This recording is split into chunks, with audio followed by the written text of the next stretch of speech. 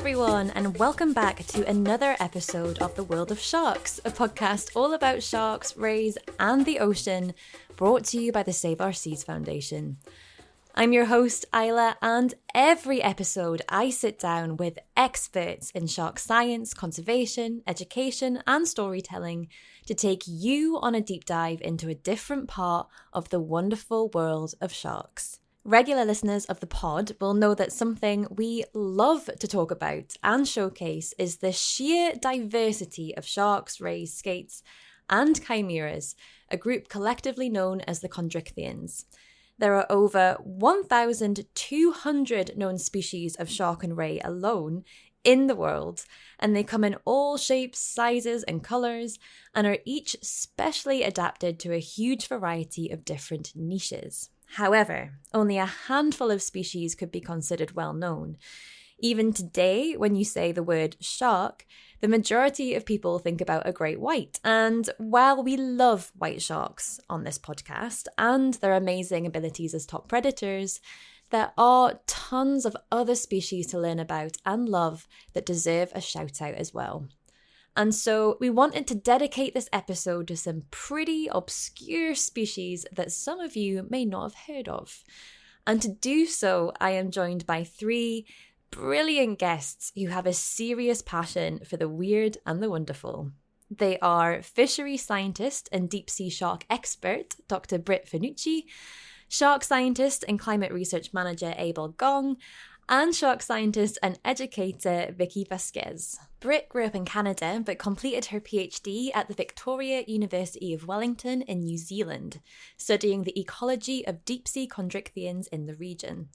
Her research described the life histories for poorly studied species caught as bycatch in deep-sea fisheries, including the prickly dogfish, long-nosed spookfish, and black ghost shark. She is now a fishery scientist with the National Institute of Water and Atmospheric Research and is chair of the Deep Water Chondrichthyans Working Group for the IUCN Species Survival Commission Shark Specialist Group. A-bel received their bachelor's and master's degrees from the University of San Diego, where they studied the migration patterns and behaviour of the California bat ray and shovel-nosed guitarfish, a species you might know a little bit more about by the end of this episode. They are also a fantastic science communicator and are incredibly active in outreach. You can see A-bel on National Geographic's Sharks That Eat Everything, and also listen to their own podcast, the LGBTQ+ STEMcast, which interviews LGBTQ+ scientists from a variety of different fields and from all over the world. They also regularly plan and participate in events with minorities in shark sciences, or MISS. And last but very much not least, Vicky received her Bachelor of Science from UC Davis in California and master's degree from the Pacific Shark Research Center at Moss Marine Landing Laboratories. Her master's looked at the spatial and temporal distribution of soup fin sharks in San Francisco Bay. Her research interests now are focused on deep-sea shark species. Her work achievements include the discovery of the ninja lantern shark and being part of the first research team to ever tag a goblin shark, which she talks a little bit about in this episode. Vicky is also an experienced communicator and educator and has made several appearances on Discovery's Shark Week, and she has also written for the likes of Beyond Blue magazine and Southern Fried Science. This month, I believe actually this Saturday, after the podcast comes out, we'll see the launch of a non-profit Vicky has co-founded, Rogue Shark Lab, which is working to bring its brand of shark science to the classroom. As always, I will leave links to everything in the show notes. Please go and follow each of our guests and check out their awesome work. They're just amazing scientists and science communicators, and I am so excited that we have an episode with them because it's just so much fun. In this episode, we find out how our guests got into the world of sharks, take some little detours such as the strange effects of seasickness medication and white shark energy, which I personally think would make a great band name. And of course, we talk about some weird, obscure, but very wonderful species. We kind of designed this as a fun little competition, something a bit different for the podcast. So each one of us in this episode is going to bring a different species to the table. And you, our lovely listeners, can vote for which one is your favourite. by heading over to @SaveOurSeas Foundation on Instagram. This is such a funny and informative episode, and I had so much fun chatting to Brit, Vicky, and A-bel. And I know you'll enjoy it too, so without further ado, let's dive into our episode.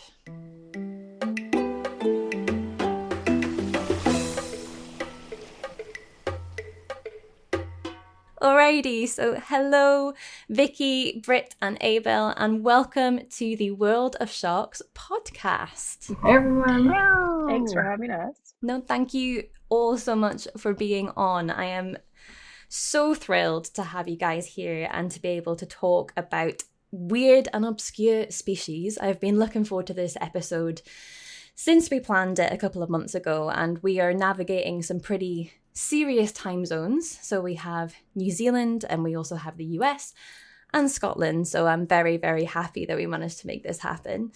But to kick off the podcast and to get to know you guys a little bit better, listeners will be really familiar with this. We like to start every podcast with the same question. And that question is, I know it's really hard when you're a marine type person to find an experience with the ocean that kind of stands out for you. But is there one that is particularly memorable, or one that, you know, really stands out in your brain when you think of any experiences that you've had in the ocean? So Brit, if I come to you first.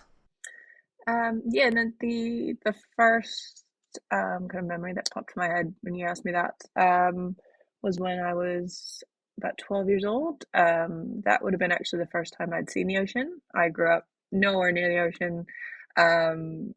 So yeah, my family, we went to Cape Cod for, I think it was a family wedding at the time, and it was middle of the summer, and it was whale watching season.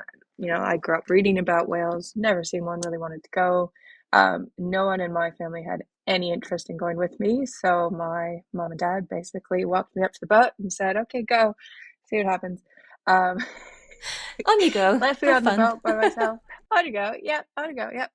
And I just remember having an absolute blast and being able to see these animals that I'd read about my whole life actually there. There was humpback whales, we saw fin whale, and I think we saw a sea whale as well, and heaps of dolphins. So yeah, that was just kind of my first introduction to the ocean, really. And yeah, it was amazing. Loved it.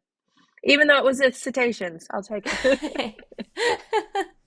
I started out life as a marine mammal scientist, so that's totally fine. How did your family react if they didn't come on the boat with you and then you came back and you were like, well, I saw all of these whales and it was just amazing? Were they like, oh, I should have come with you, or were they not bothered? No, I think it was more like, yeah, cool, okay. I'm quite different from the rest of my family. I mean, my brothers, I remember we went to Universal Studios when I was about 6. I would have been about 4. And at the time, they had like that Jaws ride. You go around the boat and this animatronic shark jumps out from time to time.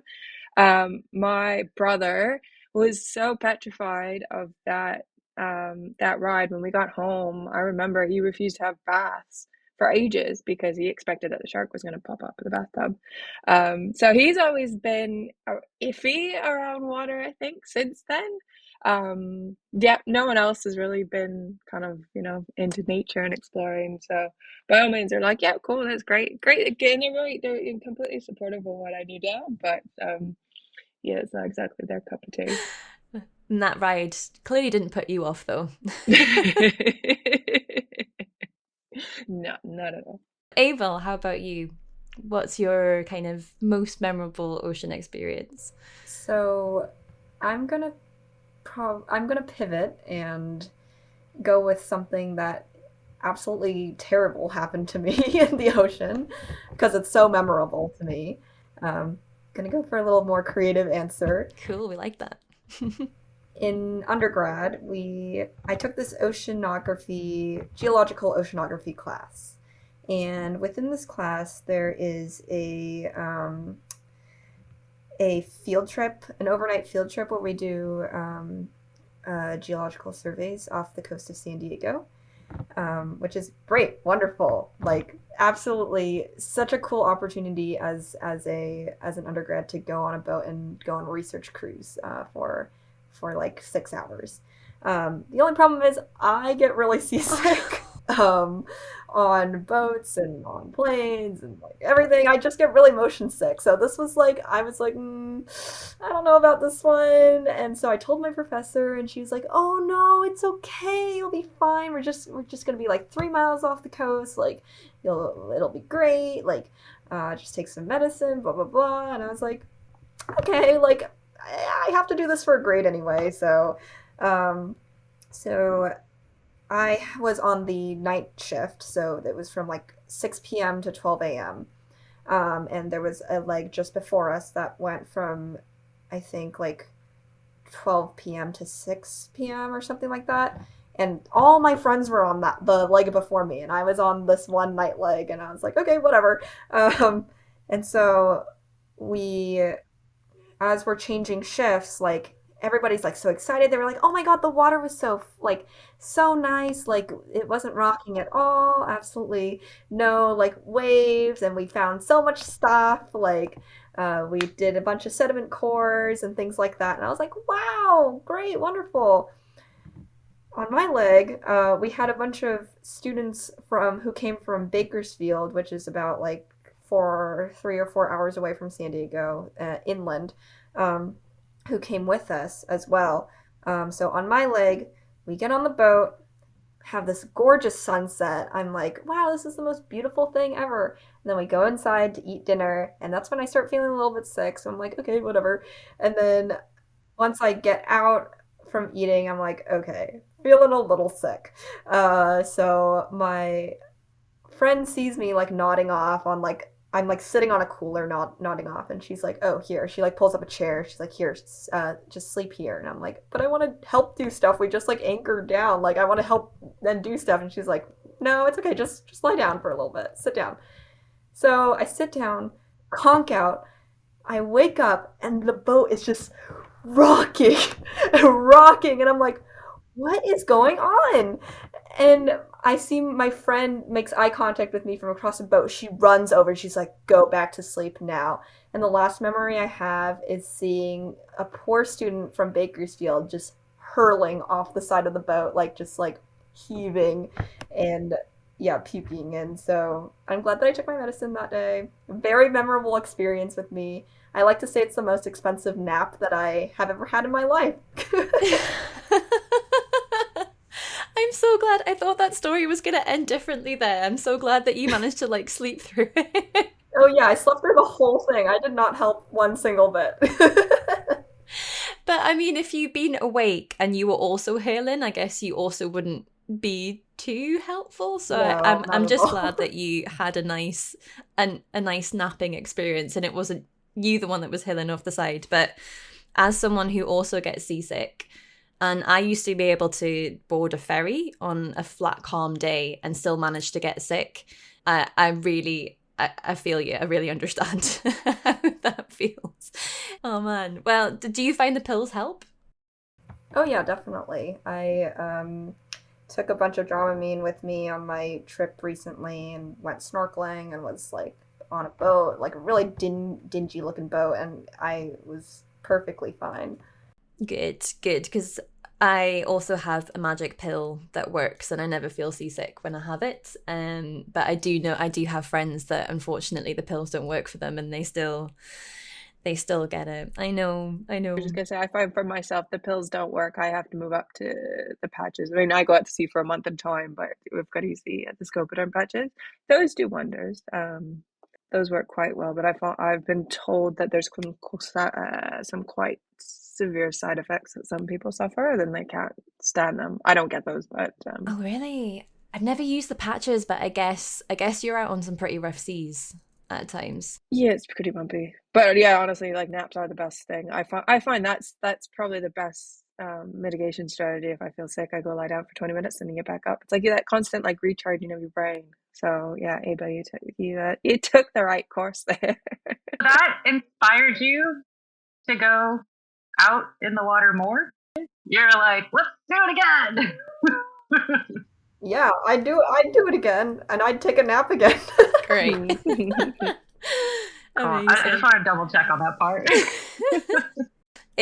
But at least you have the magic pill, and the magic pill works. But Vicky, how about you? Does your most memorable experience involve seasickness or rough seas? No, but I will say that on one time that I was shooting for Shark Week, I took a scopolamine patch because it was after COVID, so I hadn't been on boats for so long that I thought I would take one just to be sure. And it was like an easy, like really tropical water. The reason I bring it up is because I had double vision and got super seasick from the double vision, which is a potential side effect of scopolamine, which you can get two different ways. One, you can get it if you just get it on your fingers and rub your eyes. And the other way is if you just have bad luck like I did. And so I had it in both eyes. I couldn't wait for it to like wear off like you would do if you had actually rubbed it into your eye.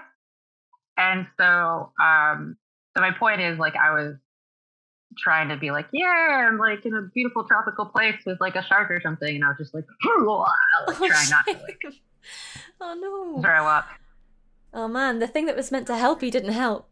No, I just thought it was good karma because it was a show where we're looking for like a shark that like attacked somebody. So that's what you get for playing into bad tropes of sharks. Everyone learn a lesson. Don't do that. Vicky, did you have like did you find you were very freely being truthful and honest too when you were on the patch? Because the scopolamine, from my understanding of it, is that is the same drug that was used in like truth serums when they're trying to get information out of people. And again, I've been told too that people tend to be a little more honest when they're on the that patch. Again, I don't think I have that issue because I don't have any of the other I don't get the double vision or I think you get dry throats and so weird side effects. I totally forgot about that. You could be right, and now I have to re-examine that trip. So you know what I'll be doing when we're done here? I'm just gonna be like, oh, what did I say? Like the worst hangover ever. I mean, people tend to get quite loopy when they're hanging out at sea too much anyway, so you could just... Oh, yeah. Could also be that too. Days at sea definitely can be weird, especially when you can't see shoreline and you kind of get like a little disoriented. But that is something that I am familiar with and is a great segue to the story because I grew up fishing. So fishing and the ocean always felt very secondhand to me. So I actually growing up was trying to make it a point not to do anything oceany for a career. I've always liked animal behavior. And the reason I got turned back into ocean work was from a very memorable fishing trip to Guadalupe Island, which fishermen know as a great place for tuna. And everybody in Shark Week knows as a great place for like 50 Shark Week shows on great white sharks. And that is what ate my tuna. I was about to have what I like to call the like independent woman moment on the boat because it was like my dad, 5 dudes, like I had like a bunch of dudes his age. We're on this boat for like 5 days. And I was about to catch the jackpot fish. So when you think about being out to sea, whether it's for research or a trip like this, you get a little stir crazy. So like the idea of like beating everybody became even more monumentous. So the reason I give you all that backstory was because of how much it meant to me when that white shark ate the fish that I'd been fighting for like an hour. Like there was so much reason, why all of this story should be about how much I was bummed to lose that winning fish. And it is not. I was so impressed with that great white shark and it being opposite of all the great white shark's stereotypical behavior. It made no fancy effort to demolish half the body of this tuna, everything but the head, which is just skull. So smart move on the part of that white shark. Bring it up thinking like, cool, this thing's still heavy. I still got a fish. I still saved it. And then when I look at it, the reason it's so heavy is because, yeah, like just a tuna head, if you would have caught like a bigger animal, if the tuna head itself is heavy, like that was a big fish I would have caught. And that thing was still breathing. And so when I realized that a white shark with such little effort could take out the entire nervous system of this tuna without the tuna's brain realizing it. And if you think about that event happened, at the nicest 15 minutes before I had it up on the deck of the boat, because I still had to pull it in. And it was still breathing for air. I was completely shocked, super confused. And at that point, very, very impressed with what the true power of those animals are and how efficient they are at trying to never use it. Because that's the point, right? You don't want to use all your behavior. We see it used all the time on Shark Week because that's the thing that impresses us. But those animals spend their entire time trying not to use that full amount of energy because they can do super cool stuff like that to a tuna, barely using any of it. So that is what switched my interest. Nice. That's a very cool story. I mean, you didn't hold it against the shark, obviously.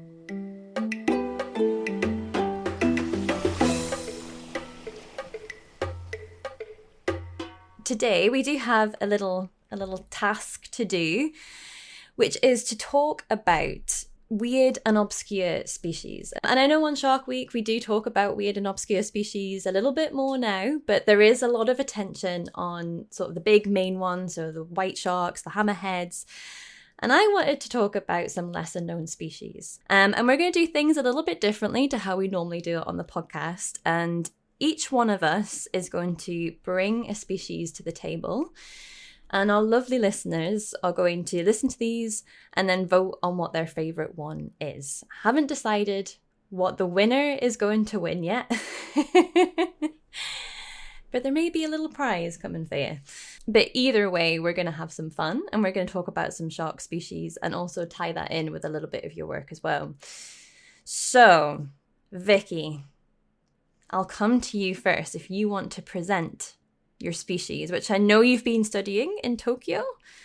And I'm excited to hear what you've learned about this species because I love this one to pieces. It's one of my favorite shark species out there, so I'm very excited. Well, it's almost kind of nothing. Sorry. The best part of science. Yeah. Studying deep sea sharks is incredibly difficult. And the best way that I can lead into this study with this shark is how I got into my program in my master's with a professor named Dr. David Ebert. So I came in with all that white shark energy, which he was not interested in. And he had a really good point because at that point, my perspective was that people weren't letting me into a door. And I wanted to get into that door. But his question was, why are you so obsessed with studying specifically great white sharks? And does it need to be that species? If you look at their conservation measures, if you look at the research that's been done on them so far, compared to other species, why them instead of these other species that are much more lacking? So the species that I picked today is a lambdiform. That's the group that great white sharks are in, and it is the goblin shark. And so this is what you can picture what would happen to a great white shark if it lived in the deep sea. It would literally become a goblin shark. And I loved getting more into learning about the deep sea and animals like this, because there's so many things about the deep sea and deep sea sharks that are fascinating.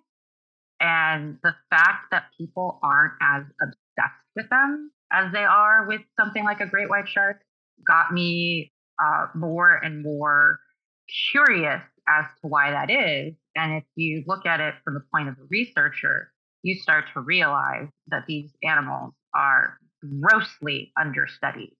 So how can somebody become engaged with an animal that they want to research when they can barely even get any video or pictures of it? All of our data and information from goblin sharks is basically a history of human fisheries. So when we look at how deep a goblin shark goes, I think the maximum is, let's see, I wrote it down, because it's 1,300 meters is easy for me to say off the top of my head, but 4,265 feet, which might help listeners if they're American, that might give you a little bit more perspective, but that's really just where some human was able to reach them from most likely some sort of fishing event. Nobody was going in with like a remote underwater, vehicle or video or something else. So the reason I wanted to pick these is because even the things we do know is super cool, and it's just from finding stuff out on accident. So we know that these guys have like the fastest protruding jaw than any other shark, which is super rad. The coolest thing that I ever learned about goblin sharks is that they have this like ligament. It's basically like a joint. People essentially have the same thing. So if you're listening, touch your two front teeth, go up the middle, and feel that weird little thing that's kind of holding on between your like lip and your gums. And that same thing on a goblin shark is thick. Like almost think of it like your actual finger or something. And the entire goal of it is to make sure when that goblin shark is using its jaw the way it's supposed to, that it also doesn't rip completely out of its face when it's happening. And yeah, and that was just so cool to learn from like a Japanese researcher who was studying that jaw velocity. And it's so cool. And I think it's a GIF if anyone wants to search for it. I believe I've used it before. Yeah. Yeah, it's so bizarre. It's so bizarre. What is happening is somehow the shark is taking its jaws, and again, think of like a slingshot that's going forward, but somehow you're also sucking in, kind of. So yeah, it's a terrible day to be a tiny fish in the dark. Goblin sharks behind you. But yeah, supposedly it's a double mechanism. If you want to think about it a little bit easier, you can think of something like a wobbegong shark. That's really using a lot more of that suction. Like I've seen it happen with a goblin shark, but it just happens so fast. We had a goblin shark in a tank. A paper that I'll be coming out with later this year. I was part of the team to tag a goblin shark for the first time, which was amazing and it was really special. And that's how I got to talk to that professor because he was there with us and wanted to test out this jaw mechanism again and, do some recording. So I saw it happen again.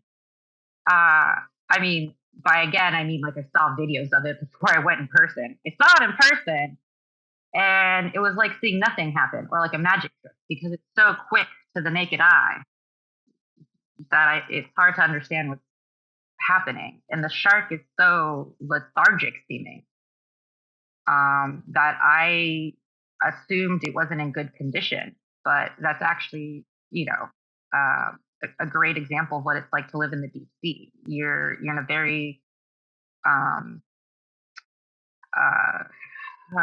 almost want to say like static environment. Like you don't have the waves and the currents like you do in the coast. Nothing's really pushing your body.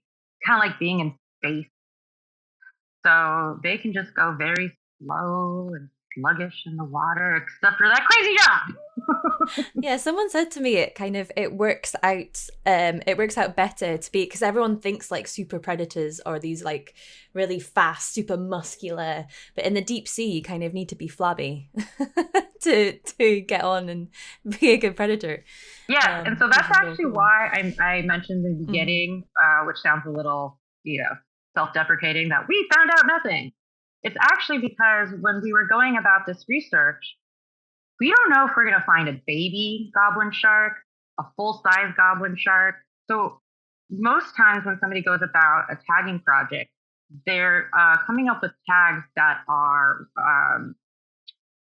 proportional to the size of the animal that they're going to catch. And so if you don't know if you're talking about 3 feet or 14 feet, that makes things a lot difficult. And when you're also thinking about a very flabby, soft body, and we're talking about satellite tags, we were also very, very concerned about, damaging the sharks. Because if you look at footage of like, well, how do you put on a satellite tag for a great white shark? Well, you're drilling into the shark's dorsal fins because they're so tough. That might sound really like aggressive to someone who's not used to that type of research, but that's how tough their bodies are. Because we weren't sure what flabby really meant in real life practice, our satellite tags had a very short time. So there's something that you can do where you use a special type of metal that's corrosive to the salt water, so you know that it'll detach the whole thing. So really, what we were doing was trying to see, can we tag one of these animals successfully? Is the entire approach possible? And so in that sense, it was a complete success. But what we didn't want to do is do anything where we were going too long term, which would have been great data wise, but would have been perhaps too much of a risk for the animal safety. And then at that point, there's no point with any of the data you have, because you don't know if that's a natural behavior that you're looking at, or just the behavior of an animal with a giant battery pack on it. I think the hardest thing with deep sea sharks, and why I'm so stoked that you're doing this, is because if you're just looking at fisheries, then that's the cheapest way to go about it. But if you really want to get fun with it, it starts to get a lot more expensive. Yeah, right. Yeah, and if I was a billionaire, which I don't think I'm going to be anytime soon, I would definitely be funneling all kinds of funding into deep sea shark research. I just love them. I just find them utterly fascinating. Don't limit yourself. You could still be a billionaire one of these days. In this field, it could still happen. Don't limit it. You never know. I'm a marine social scientist, so I'm not entirely convinced you're right on that, but I'll stay hopeful. And if I do, I'll be in touch for sure. But as you get into the deep sea, things get absolutely wild, and the goblin shark is a perfect example of that. Like, I would highly recommend listeners, as they're listening along, to Google these species and just have a look at what it looks like. Just pretend you're a fish in the deep, dark, deep sea, and that thing comes up behind you. Yeah, they're pretty spectacular. And they're also pink, are they not? Yes, it's so funny. I was just going to jump in and say that the name goblin shark, it's because of the Japanese, like, goblins, like the tengus of Japanese mythology, not because of they look ugly or anything. I mean, tengus are also pretty ugly if you Google them too. But they have these really large noses, like the goblin sharks. Interesting. Oh, I didn't know that. That's very cool. Yeah, you just reminded me. I was taught goblin shark in Japanese is tengu zame, with that goblin guy. That makes sense now. But yeah, so weird tengu zame faces. And then, zame, I think, is shark in Japanese. And then, yeah, pink, because the skin's basically translucent and you can see their blood vessels, which is why their fins are blue. So I love watching kids' faces when you tell them about like a giant shark that's pink and blue. The shark just sounds fake. Yeah, it does. But they don't look real. Like, when you see pictures of them, they look like someone's made it up. Yeah, amazing.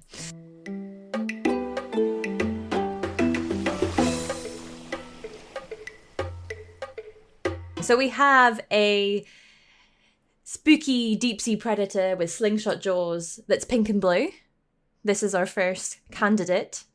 Brit, what shark are you bringing to the table? So the shark that I chose, I decided to scan through my photos to figure out which species I actually saw last. And after scanning through about 300 photos of my dogs.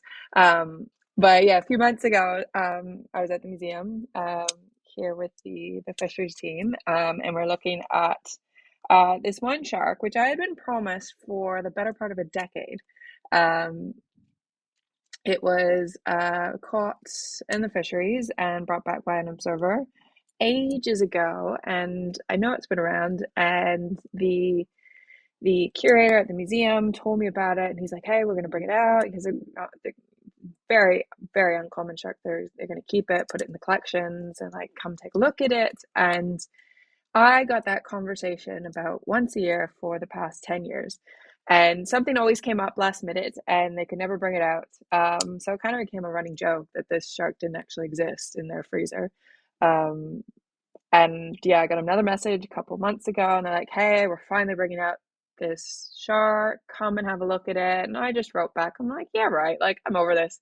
It doesn't actually exist." And they're like, "No, no, no, come in, come in, come in." So I did, and to my surprise, the shark was actually there. And honest to God, it was worth the wait.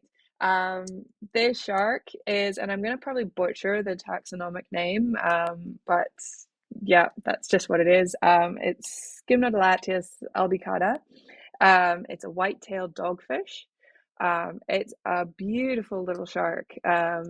There's probably a dozen records ever known of this shark. Um, it's a sleeper shark, so it's a relative of your like your Greenland sharks, but in a much smaller size. They only get to maybe about a meter in length. So this one itself was a mature female, and she was probably as long as my arm. So very, very small. But honest to God, absolute stunning animal. They're kind of dark brownish color, and then it looks like someone's taken a paintbrush and just thrown on blabs of black paint all over their bodies.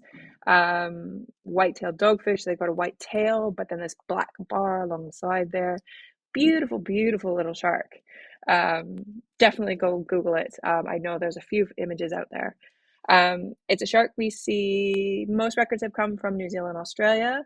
There's a couple of records that dabble along kind of just above the Southern Ocean, so not quite Antarctica, but in really, really cold waters. We know virtually nothing about it. It's suspected to be mesopelagic, so there's a lot of kind of mesopelagic sharks out there that we have very few records of because of just where they live. And as Vicky mentioned, a lot of what we know about deep water sharks comes from fisheries. So these animals just aren't interacting with the fisheries there. And the few records that we have tend to come in from, despite being a deep water species, we get records from our tuna longline fisheries, so our more shallow water fisheries. But we do know that this species generally caught at 150 to 500 meters. So not deep, but still, kind of a deep water shark. What else can I say about it? Yeah, we don't have many records, but we do know that they are very fecund, so they produce a lot of pups. There was one gravid female, one pregnant female that was caught, and it had 59 pups inside, which is one of the largest counts for a shark. That's insane. Which is incredible. And again, like this is like, a meter shark, and it's got 60 pups in it. It's a lot for a little shark. Yeah, because you'd think from if it's from the sleeper shark family, I automatically think just like really slow to reproduce, less fecund, like that sort of thing. But 59's crazy. It's one of the highest fecundities that we know of for sharks out there. So there's a lot of like obscure little facts that we know about it, despite the fact that we know very little about it. The other neat thing too is that it has heterodonty, so its top teeth are different from its bottom teeth. Um, its top teeth kind of, they're more like pin shaped, I guess, is, kind of one way you could put it. And then its bottom teeth are more your stereotypical kind of jagged teeth, kind of look like your cookie cutter shark teeth. Which is another neat little factor. Probably has something to do with their eating.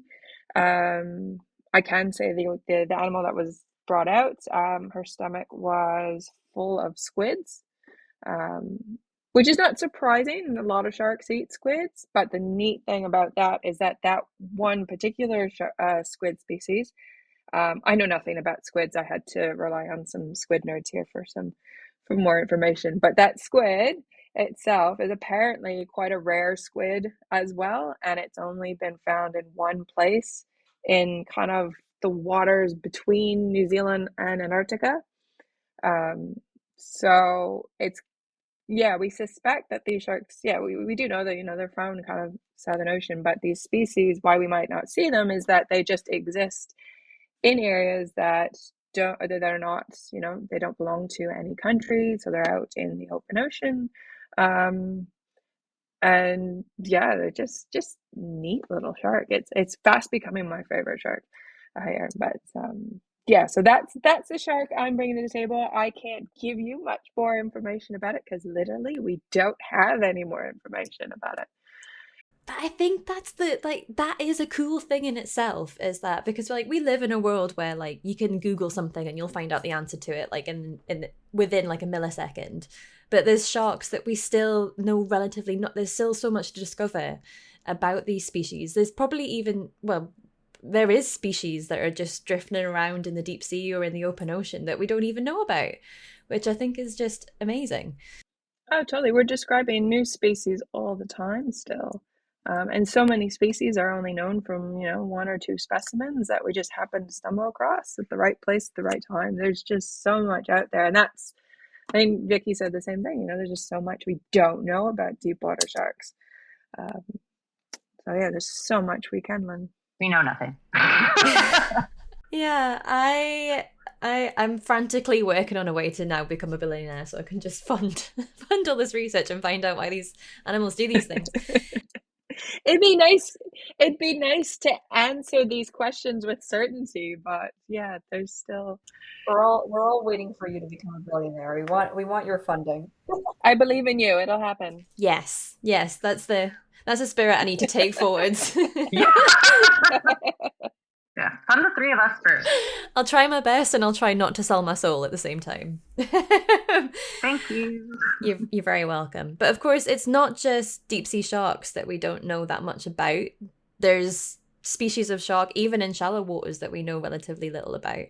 And A-bel, your species is one that I know very little about, and I'm very excited to learn more about it from you. And I know that you studied this one for your master's thesis, so take the floor.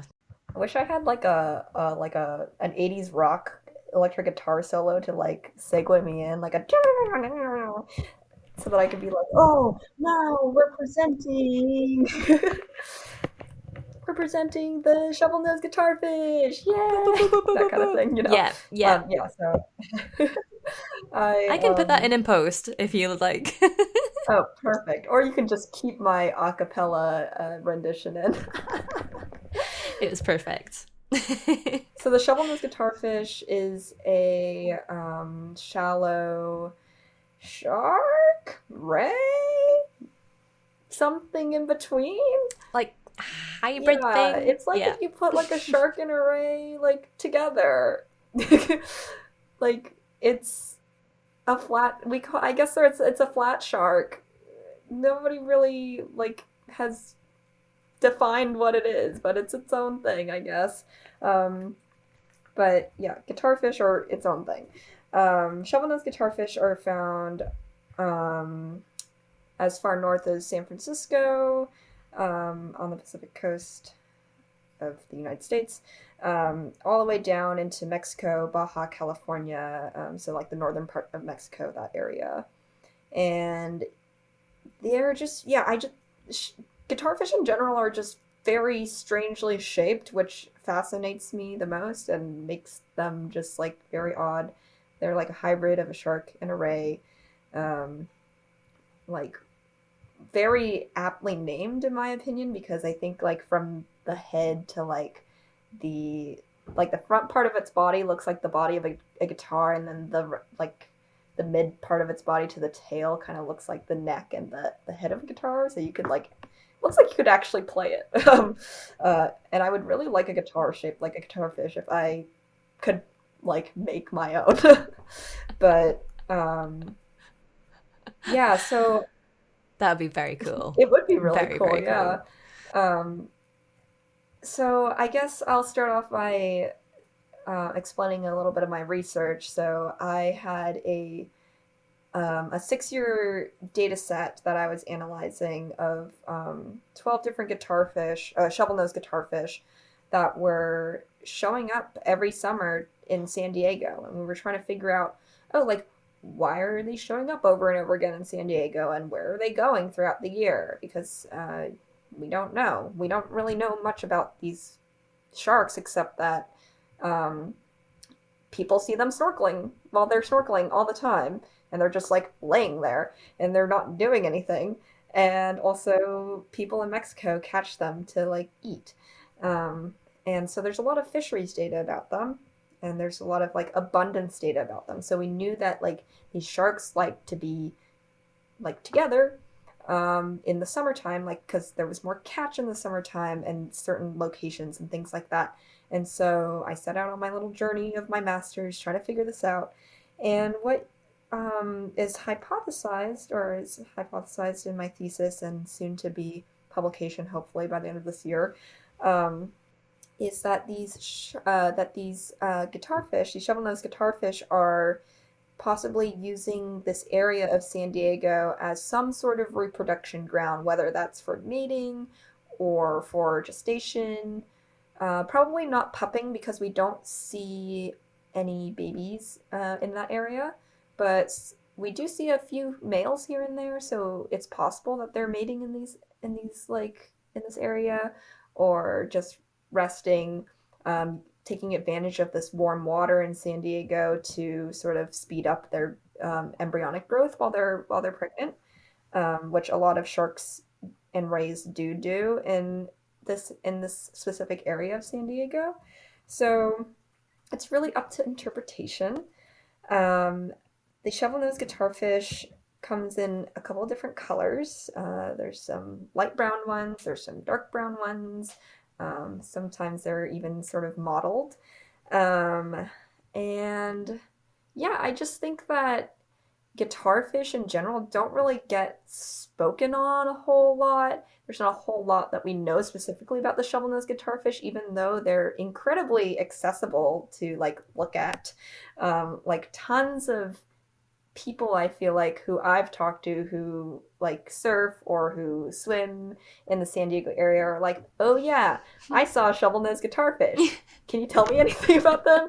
And I give them You're like like, yes, I can. maybe 2 pieces of information.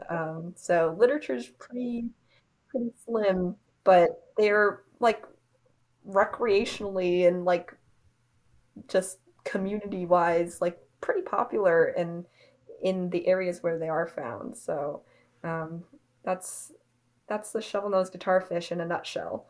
Yeah, cool. Thank you for bringing that one up, because you're completely right. Guitar fishes we really don't talk about all that often, and I personally think they're such a beautiful species. Like, just the shape of them is so unusual. They're way bigger than I thought they were. Yeah, I thought that they were around maybe like 4 feet long, but come to find out they're actually like anywhere from like 5 to 6 ish. And that to me is a little wild, because I just can't fathom it looking that big in person. I've never actually seen one in person. I think maybe once or twice at an aquarium, but every time I'm like shocked at how big they are. You've never seen one in person? No, I because I did my master's like in the pandemic, I've just like never had the chance to see one. You're still in San Diego, right? Yeah, yeah. I'm gonna go snorkeling this summer to see one. I was like, next time Yes, I'm home. yes, you need to go. You need to go and see one for sure. And also, how is the shovelnose doing in terms of its conservation status? Because guitarfish is one of the most threatened groups of sharks in the world. Yeah, they're doing okay. They are near threatened, I think, is their IUCN Red List status right now. So they're on the better end of the guitarfish conservation. Yeah, that's good. That's good to know because their propensity for shallow environments tends to make them a little bit vulnerable to fisheries. Hey, or at least with other species, But yeah, I hope you get to see one soon. My only experience of one is at Sharks International in Valencia, and there was actually a couple in the actual aquarium itself, and that's when I was like, "Oh, holy crap! I didn't realize they were so chunky." Yes, I have big plans to snorkel this summer finally after like my 7 years living in San Diego. So, Oh my gosh, yeah, take pictures. That's a moment to finally see your study species.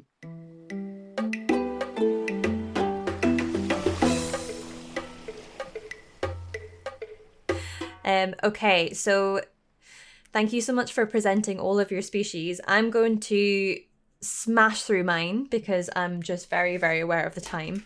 I could talk to you guys all day. I would like to bring to the table the velvet belly lantern shark, which is, we're going back into the deep sea. As Brit said, a lot of deep sea sharks are pretty small, so this one's only 55 centimeters long maximum. They exist in the East Atlantic from right in the north from Iceland all the way down to South Africa, but they exist in deep water. So on average, about 500 meters, which is around 1,640 feet. But they have been found in depths of over 2,000 meters or even 6,000 feet, which is incomprehensible. And again, as Vicky said, that's only the ones that have shown up on deep sea trawls, so it could be even deeper than that. They're named after their dark underbelly, which some people say looks like velvet. I'm not too convinced on that. Slightly questionable, but it is dark. That's for one thing.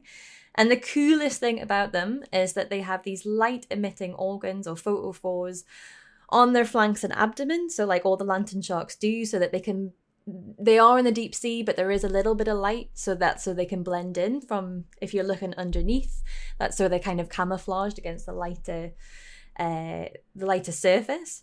But they also, the coolest thing about this species is that they actually have actual lightsabers, which I can say that because that's actually on a scientific paper that Brit kindly reminded me of just before this episode.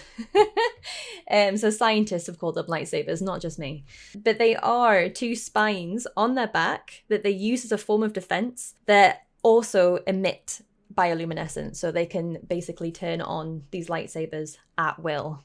And that is my species, which I just love. And I think they're very cool. But all of the species that we presented, I don't know how you guys are going to choose between them, because there's hundreds of species of shark that are just like this, that are unknown, relatively unstudied. Some of them pretty much we know nothing about. And yeah, there's just lists upon lists upon lists of these amazing, incredible species with all these different weird and wonderful adaptations. And yeah, we love talking about them on this podcast.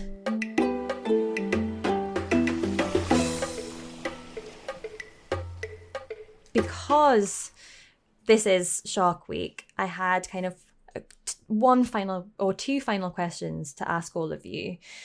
And my first thing is, what is the one thing about sharks that you think doesn't get talked about enough?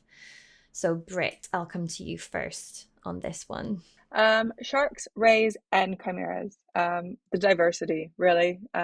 It's not just sharks.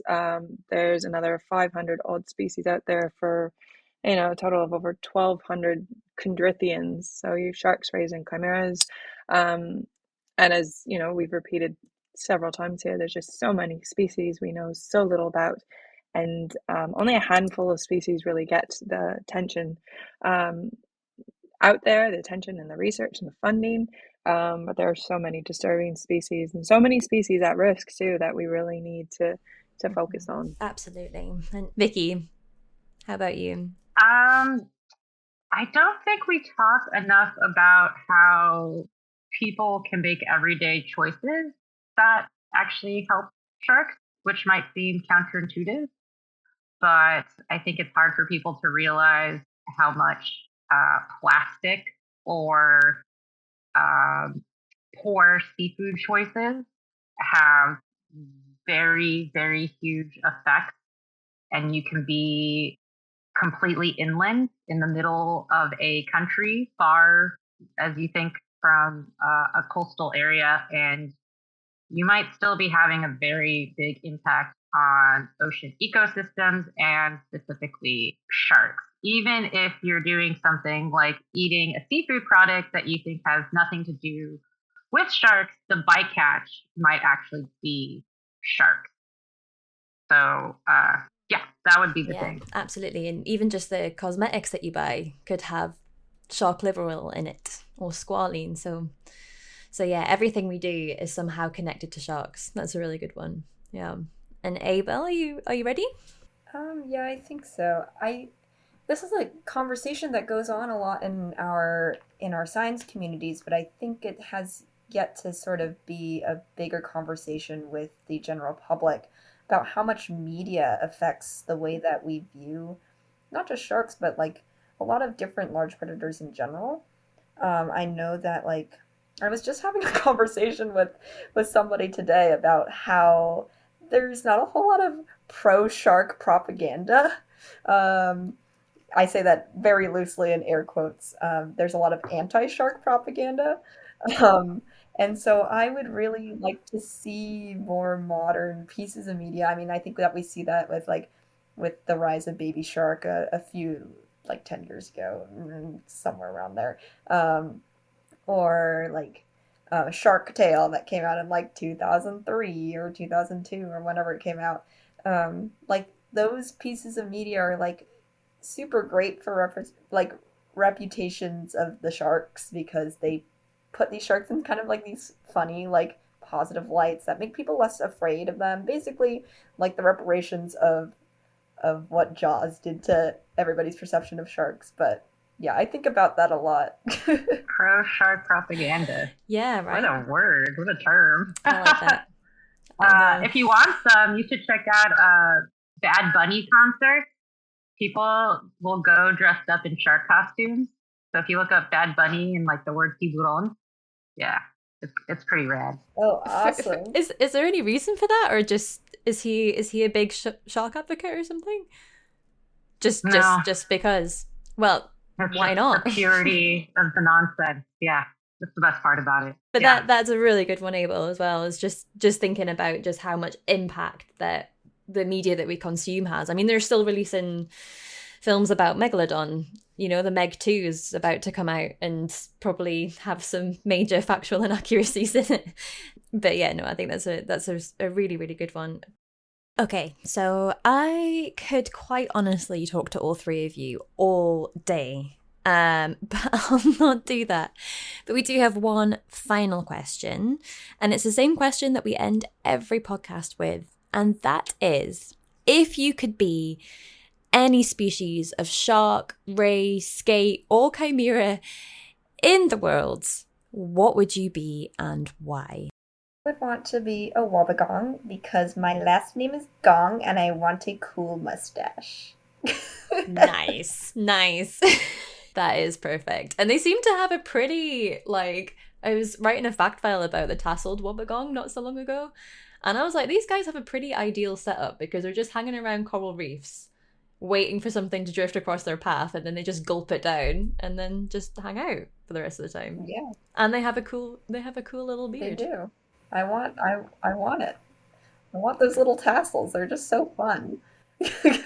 I'd be a prickly dogfish. Oxynotus. A prickly dogfish. I knew it!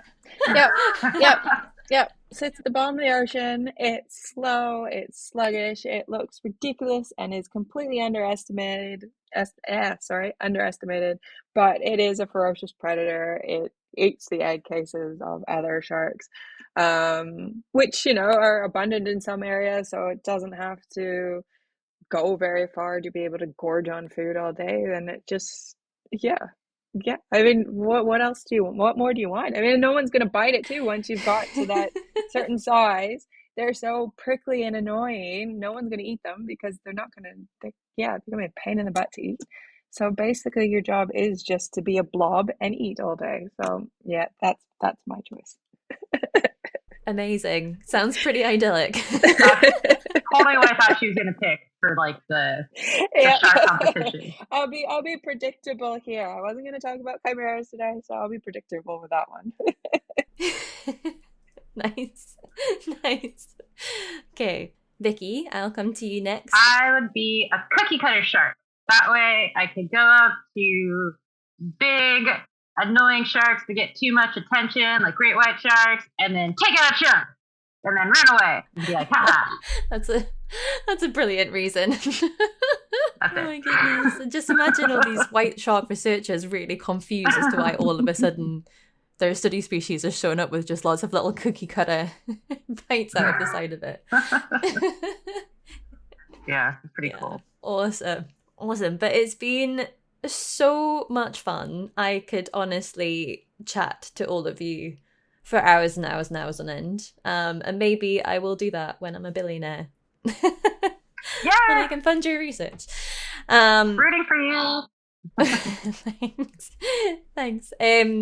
But no, it's been such an absolute pleasure, and it has been so much fun. And we'll let our listeners decide what their favorite obscure weird species is. Yeah, no, thanks for having me. Very cool. Yeah. I'll talk to you soon. Yeah. This podcast was brought to you by the Save Our Seas Foundation. It was hosted and produced by me, Isla Hodgson. Our amazing visuals are by Jamie Silva. Our lovely logo is by Nicola Poulos, and the wonderful jingle you can hear right now is by David Knight. An enormous thank you to Vicky, Brit and A-bel for taking the time out of their day to chat to us about some weird and obscure species and giving me such a laugh. It was so brilliant to have you all on, and thank you so much for all your time and knowledge. All of the links to their social media and to their work, including Vicky's new non-profit, will be included in the show notes, so make sure you go and check them out and also show them some love as well. And thank you at home for listening.